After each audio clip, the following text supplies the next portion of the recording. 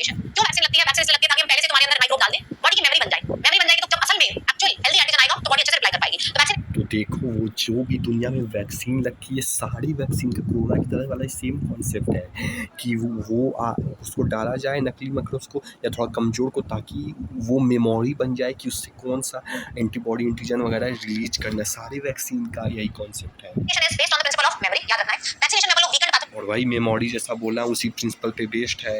डाल देते हैं बॉडी में, तो बॉडी क्या करती है? एंटीबॉडी पहले से बना के रखती है, मेमोरी एंटीबॉडी, जो कि असल इन्फेक्शन में, एक्चुअल इन्फेक्शन में पैथोजन को मार देती है। जब को पहले से मतलब थोड़ा ट्रेनिंग सीख के रखी रहती कि कौन सा एंटीजन कौन सा एंटीबॉडी चाहिए, और फिर ये वाला आती है तो उसी से रिलेटेड और भी करती है तो आराम से हो जाता है। वैक्सीनेशन होती है तो मेमोरी बी और टी सेल्स बनते हैं, जो कि जब असली पैथोजन आता है तो उसे पहचान लेते हैं, है ना जी? पहचान लेंगे भाई, तो पहले भी आया हुआ है, अब तो तेरी खिंचाई होगी, ठीक है? ऐसे होता है। तो जैसे कि कुछ में तो वैक्सीनेशन हो जाता है, लेकिन कई बार बेटा जी टेटनस का वैक्सीनेशन अपन लोग लगाते हैं, जिसको टेटनस होता है, तो क्विक इम्यून रिस्पांस के लिए एंटीटॉक्सिन भी दे देते हैं। जैसे अभी एंटी टेटनस सीरम दिया था। देखिए टेटनस का इंजेक्शन जब जनरली हम तब लगवाते हैं जब कोई एक्सीडेंट हो जाता है, सड़क पे गिर जाते हैं, लोहे के कांटेक्ट में आते हैं, मिट्टी के कांटेक्ट में आते हैं, क्योंकि tetanus is also a very deadly disease. It is called as lock.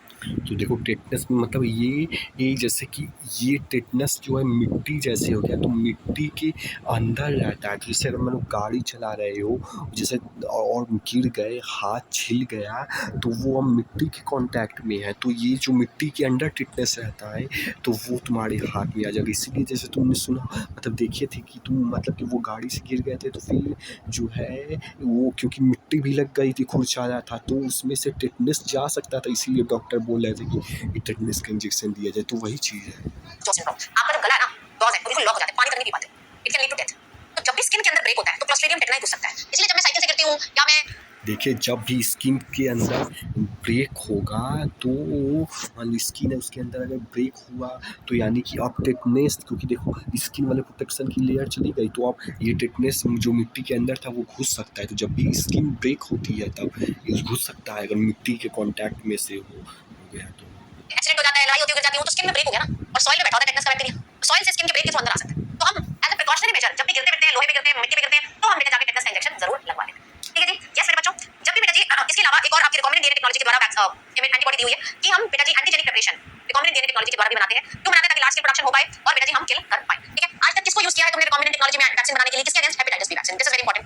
अगर मैं पूछा आरडीएनए से कौन सी वैक्सीन बनाई है? हेपेटाइटिस बी वैक्सीन बनाई है। कहां से बनाई है? यीस्ट के द्वारा। ये दोनों क्वेश्चन आ सकते हैं। इस वैक्सीन का नाम है रिकॉम्बीवैक्स एचबी।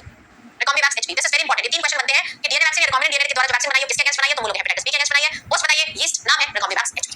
ठीक है जी? यस मेरे बच्चों, चलिए अगला आता है एलर्जी। एलर्जी में से सवाल आ जाते हैं। सबसे पहले एलर्जी कॉज करने वाली एंटीबॉडी कौन सी है? तो तुम बोलोगे आईजीई। कैसे याद कराया? देखो एलर्जी जी आईजी एलर्जी जी आईजीई, एलर्जी जी आईजीई। ठीक है जी? एलर्जी किसी भी चीज से हो सकती है, जिस सब्सटेंस से होगी हम उस सब्सटेंस को क्या बोलते हैं? एलर्जन बोलते हैं। एलर्जी में क्या होता है? बॉडी का हाइपर सेंसिटिव एक्सैजरेटेड इम्यून रिस्पांस होता है। बढ़ चढ़ के बॉडी इन्फ्लेम हो जाती है, नाक बहने लगेगा, आंखों से पानी आएगा, खांसी आएगी, बहुत सारी चीजें होने लगती हैं। सो एक्सैजरेटेड और hyper sensitive immune response, this is called as allergy. अब हर बंदे को अलग तरीके की एलर्जी होती है। ऐसे नहीं कि मुझे अगर तो सबसे पहला चीज़ तो यही था कि बहुत हाइपर बहुत बढ़ चढ़ के कुछ होने लगता है। नट्स की एलर्जी तो तुम्हें भी होगी, तुम्हें मीट की एलर्जी तो मुझे भी होगी। It's very variable and person specific. और दूसरा चीज़ वही है कि हर किसी को एलर्जी मतलब किसी को कोई चीज़ का एलर्जी किसी चीज़ से है, किसी का मान लो वो आँख से एलर्जी है, किसी का खांसी से एलर्जी हो ना, कि अलग अलग तरह से एलर्जी होती है अलग इंसान के बॉडी। ठीक है जी? यस। तो जब भी एलर्जी होती है, डस्ट से हो, पॉलन ग्रेन से हो या कुछ हो, तो एक एंटीबॉडी निकलती है। मैंने आपको बताया आईजी। आईजी जाके मेरे मास्ट सेल से काम कराएगी। मास्ट सेल को बोलेगी भाई तो क्या रिलीज कर? हिस्टामिन। तुमको पता है हिस्टामिन क्या होता है? हिस्टामिन होता है वैसोडाइलेटर।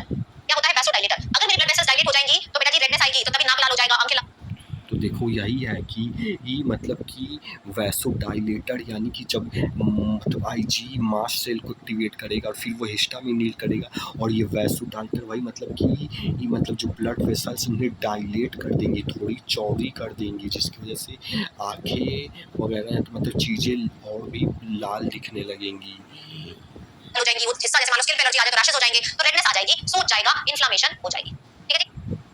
तो देखो सूज जाएगा, इन्फ्लेमेशन हो जाएगी। ठीक है जी? यस। तो स्नीजिंग होगा, runny nose, headache, watery eyes, hives, rashes, ये सारी चीजें हो सकती हैं। अगर बेटा जी एलर्जी आएगी तो जैसे कि मैंने बताया हिस्टामिन और सेरोटोनिन की वजह से आएगी। इस एलर्जी को ठीक करने के लिए हम लोग क्या करते हैं? एंटी हिस्टामिन लेंगे।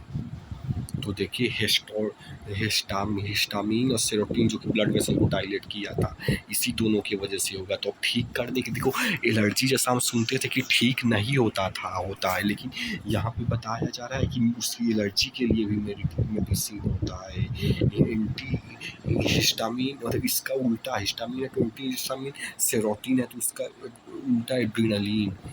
ये स्टेरॉइड्स लेंगे और एड्रेनालिन लेंगे। This is important. ये क्वेश्चन आ सकता है। ट्रीटमेंट ऑफ एलर्जी, हिस्टामिन से एंटी हिस्टामिन ले लो, स्टेरॉइड्स ले लो और क्या ले लो? एड्रेनलिन ले लो। एक एलर्जिक डिसऑर्डर्स मैंने आपको डिसऑर्डर्स वाले चैप्टर में कराया था, बता दो कौन सा कराया था, बता दो कौन सा। Very good Kirti, that is asthma. Asthma was an allergic disorder, वहां भी यही पढ़ा था, हिस्टामिन की वजह से हो रहा है, ठीक करना है, एंटी हिस्टामिन ले आओ, दैट्स इट। आजकल बेटा जी मेट्रो सिटीज में लोगों को ज्यादा एलर्जी एनवायरनमेंट से होने लगी है, ऐसा पता क्यों हो रहा है?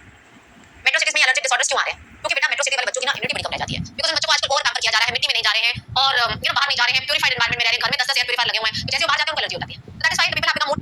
तो देखिए ये तुम्हारे साथ भी होती है, मतलब जो मतलब कि जैसे कि यहाँ पे मतलब आप एग्जाम्पल ले सकते हो कि मतलब जो जितना स्वच्छ और सेफ रहने की कोशिश करता है, जितना मतलब कि बैक्टीरिया के थ्रू खुद को साफ सुथरा रखता है, तो वो अब बैक्टीरिया वगैरह की इतना उसका इम्यूनिटी सिस्टम ड्यूरेबल नहीं है, तो उसे थोड़ा सा भी कुछ होगा तो मतलब जल्दी रिएक्ट करेगा, इसीलिए बहुत ज़्यादा सेफ भी नहीं रहना चाहिए। बैक्टीरिया से मतलब थोड़ा गंदगी भी अपनानी चाहिए, ताकि उससे मतलब कि इम्यून रहे, उसकी एंटीबॉडी बनी रहे, मेमोरी बनी रहे, इस तरीके से ड्यूरेबल बनी रहे। नहीं तो फिर अगर उसके बहुत कट में रहोगे, बहुत सेफ रहोगे, घर में रहोगे बहुत साफ सफाई से, तो फिर उतना ड्यूरेबल नहीं रहेगी immunity. To that okay. Next topic आता है यहाँ पर ऑटोइम्यूनिटी। ऑटोइम्यूनिटी का मतलब होता है अगर मेरा इम्यून सिस्टम पागल हो जाए। पागल होने का मतलब है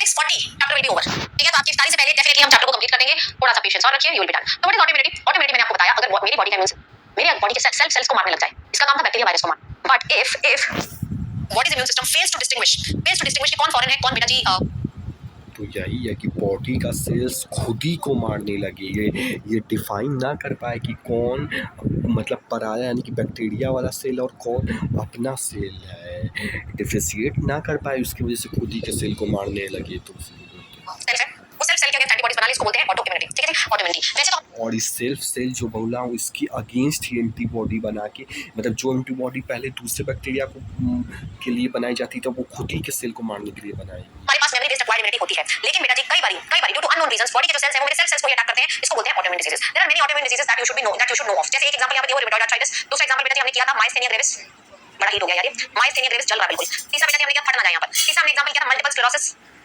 sclerosis.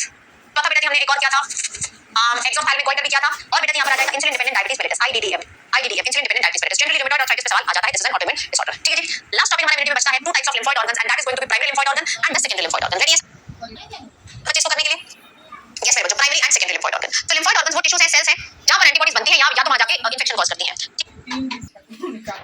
Primary and secondary lymphoid organ, तो लिम्फोइड ऑर्गन्स वो टिश्यूज हैं, सेल्स हैं जहां पर एंटीबॉडीज बनती हैं या तो वहां जाके इंफेक्शन कॉज करती हैं, ठीक है जी। दो तरीके के लिम्फोइड ऑर्गन्स हम लोग करेंगे। First type of lymphoid organ is going to be primary lymphoid organ. दो तरीके के प्राइमरी लिम्फोइड ऑर्गन मेरे बच्चों, बोन मैरो एंड थाइमस। मेरे बी और टी लिम्फोसाइट्स दोनों जाकर किसमें बनते हैं? बोन मैरो में ही बनते हैं। बी सेल मैच्योर भी बोन मैरो में होंगे, टी सेल मैच्योर कहां होते हैं? आपके थाइमस के अंदर होते हैं। याद रखना है, तो मैं यहां पर टेबल बना देती हूं। तो देखो बी और टी लिम्फोसाइट दोनों बनते बोन मैरो में ही हैं, लेकिन अब बने तो देखो बी टी दोनों बोन मैरो में, लेकिन मैच्योर बी सेल्स केवल बोन मैरो में होगा, लेकिन मैच्योर टी सेल्स जो मैच्योर वो होगा थाइमस में। ओके, थाइमस के अंदर होते हैं। याद रखना है, तो मैं यहां पर टेबल बना देती हूं। Just a second, let me just make a quick table so that आपको पता हो। मैंने आपको बताया प्राइमरी लिम्फोइड ऑर्गन, याद रखना है प्राइमरी लिम्फोइड ऑर्गन में मेरे पास आ जाएगा bone marrow and thymus. Bone marrow and thymus, bone marrow और थाइमस के अंदर दो काम हो रहे हैं। अगर तो मैं बात करूं बी सेल की, तो बी सेल का फॉर्मेशन भी यहां पर होता है प्लस मैच्योरेशन भी यहां पर होता है। लेकिन अगर मैं बात करूं टी सेल्स की, टी सेल्स का फॉर्मेशन तो बोन मैरो में होगा, लेकिन उसका मैच्योरेशन थाइमस में होगा। ये थाइमस कहां होता है यार? ये थाइमस प्रेजेंट होता है मीडियास्टिनम में। Do you remember mediastinum? The space between two lungs is called as mediastinum. यहां पर थाइमस नहीं प्रेजेंट है, हार्ट के ऊपर, ये दिल है, दिल के ऊपर प्रेजेंट है। थाइमस जो है वो टी सेल की मैच्योरेशन के लिए बहुत इंपॉर्टेंट है। With age the size of thymus actually decreases, thymus का साइज बेटा डिक्रीज करता रहता है। लेकिन एनसीईआरटी इसके बारे में थोड़ा अदरवाइज बोलती है। तो एनसीईआरटी क्या बोलती है इसके बारे में बेटा हमें यहीं से याद करना पड़ेगा। प्लीज यहां पर फोकस करें, एनसीईआरटी उल्टा बोल रही है, जैसा कि नहीं है, बट हमें यही याद रखना है। ये देखिए कह रही है thymus is a lobed organ, heart के पास है, ब्रेस्ट बोन के नीचे, स्टर्नम के नीचे, breast bone is sternum. Thymus is quite large at the time of birth but keeps reducing and by the time puberty is attend it is very small in size. Thymus NCERT कहती है कि मेरा thymus puberty में काफी कम हो जाता है, birth के टाइम पे बड़ा होता है, बट एक्चुअल में प्यूबर्टी में भी बड़ा होता है, एज के साथ कम होता है। बट एनीवे एक्चुअल चीज भूल जाइए, आप बस ये याद करिए बर्थ में बड़ा है, प्यूबर्टी में छोटा हो जा रहा है। दोनों बोन मैरो और थाइमस बेटा जी माइक्रो एनवायरनमेंट प्रोवाइड कर रहे हैं जहां पर मैच्योर कर पाएं हम टी सेल्स को, ठीक है। टी सेल्स को हम यहां पर मैच्योर कर पाएंगे, याद रहेगा ये, याद रहेगा। चलिए देन हमारे पास आता है सेकेंडरी लिम्फोइड ऑर्गन। देन मेरे पास मेरे बच्चों क्या आता है? लाइक नहीं कर रहे हो और सो रहे हो आधे बच्चे बैठ के। Secondary lymphoid organ, secondary lymphoid organ वो है जहां पर मेरे बी और टी सेल्स आकर डिफरेंशिएट होते हैं और प्रोलिफरेट होते हैं। डिफरेंशिएट होते हैं प्लस प्रोलिफरेट होते हैं, इनका नंबर बढ़ता है और ये डिफरेंशिएट होकर मारते भी हैं, एंटीजन की लड़ाई भी यहीं आके करते हैं। बहुत सारे सेकेंडरी लिम्फोइड ऑर्गन हैं, जैसे कि मेरे पास टॉन्सिल्स है, लिम्फ नोड्स है, क्लीन है, पियर्स पैचेस है इंटेस्टाइन में, पियर्स पैचेस है इंटेस्टाइन में, मोल्ड है that is mucosa associated lymphoid tissue, mucosa associated lymphoid tissue, ठीक है जी। ये जो मेरा मोल्ड है ना, this constitute 50% of the lymphoid tissue. Line आ चुकी है, this is a previous year question, please focus. ये देखिए सबसे पहले इसने बात की अबाउट स्प्लीन। स्प्लीन के बारे में कह रहा है ये bean shaped, kidney shaped organ है। It contains lymphocytes and phagocytes. ये फिल्टर करता है by trapping blood borne, blood में से एंटीजन निकाल के उसको फिल्टर करता है। Spleen is also reservoir of RBC, हमें पता है ग्रेवयार्ड ऑफ आरबीसी है। Then lymph node solid structure है जो अलग-अलग जगह पर लिम्फेटिक सिस्टम में होंगे। Present in the tissue. Tissue से एंटीजन ट्रैप करने का काम किसका? लिम्फ नोड का। ब्लड से एंटीजन ट्रैप करके किसका काम है? स्प्लीन का। याद रहेगा? चलिए देन बेटा जी मॉल्ट किसके पास प्रेजेंट होगा? वही तीन tracks, respiratory tract, gastrointestinal tract and urinary tract. 50% of the lymphoid tissue बेटा जी मॉल्ट में होता है। काफी लंबी ट्रैक्ट है ना, बहुत लंबा है म्यूकोसा। यस, तो ये भी अपना लिम्फोइड टिश्यू। ये क्वेश्चन रह चुका है, this is PYQ. This is a PYQ, याद रखना है। फोटो भी बनी हुई है यहाँ पर। देखिए क्या क्या दिखाया है? लिम्फ नोड दिखाया है, थाइमस दिखाया है, लिम्फेटिक वेसल्स दिखाए हैं। With this we are done with, ये मैंने आपको समझा दिया है, ये भी बता दिया है, बोन मैरो के बारे में बताया है, थाइमस के बारे में बता दिया है। Large at the time of birth, size के एज के साथ रिड्यूस होता है, प्यूबर्टी पे बिल्कुल काफी कम हो जाता है। ठीक है, थाइमस और बोन मैरो में माइक्रो एनवायरनमेंट मिल रहा है डेवलपमेंट का और मैच्योरिटी का। बी सेल स्क्रीन के बारे में बीन शेप्ड है, ब्लड बॉर्न एंटीजन को फिल्टर करता है और आरबीसी का रिजर्वायर है। लिम्फ नोड बेटा जी छोटे से स्ट्रक्चर होते हैं जो कि टिश्यू फ्लूइड में एंटीजन को फिल्टर करते हैं। और बेटा जी मॉल्ट जो कि इन तीन ट्रैक में मौजूद होगा, 50% of the lymphoid tissue, everything is written in super notes as well. Done मेरे बच्चों, done. Moving on to the first part of the chapter. तो देखो हमने मतलब पूरा मतलब वीडियो चला दिया क्योंकि वैसे बहुत ज़्यादा थक गए और बहुत ज़्यादा प्रॉब्लम आ चुकी है, इसीलिए अगर ये ना रिकॉर्ड करते तो ये भी ना होता। वैसे समझ लेना, वैसे जो ज़्यादा कुछ बकवास नहीं था, मेन कॉन्सेप्ट बताया गया है, उसी को तुम भी बताते तो 15-20 मिनट लग ही जाता, इसलिए बहुत ज़्यादा थक भी गया और बहुत ज़्यादा प्रॉब्लम आ गई है अभी, तो इसलिए टाइम भी नहीं है और शायद ये भी ना बन पाता, लेकिन